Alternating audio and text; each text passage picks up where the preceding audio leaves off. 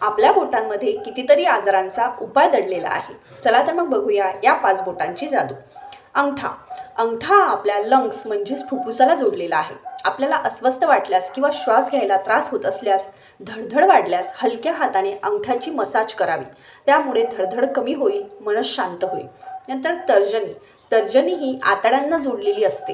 पोट दुखत असल्यास तर्जनीला हलक्या हाताने मसाज घ्यावा. त्यामुळे पोटाची दुखणे कमी होण्यास मदत होईल. मधलं बोट.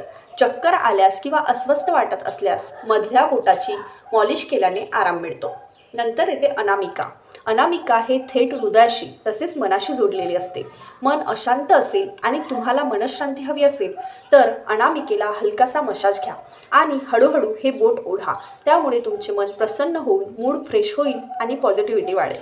नंतर करंगडी. करंगडी ही किडनी आणि डोक्याशी जोडलेली असते. त्यामुळे कधी डोकेदुखीचा त्रास झाल्यास तसेच किडनी संबंधित समस्या जाणवल्यास करंगडीला मसाज करा. डोकेदुखी तसेच किडनीचे आजार बरे होण्यास मदत मिळेल. अशा प्रकारे बऱ्याच आजारांना आपल्या बोटांनी मसाज करून आपण बरे करू शकतो. म्हणून तुम्हाला कुठला आजार किंवा त्रास नसेल तरीसुद्धा दररोज दोन्हीही हाताच्या 5ही बोटांना 2-2 मिनिटं मसाज घ्या, जेणेकरून शरीर निरोगी राहण्यास मदत मिळेल. व्हिडिओ आवडल्यास लाईक, शेअर आणि सबस्क्राईब करा.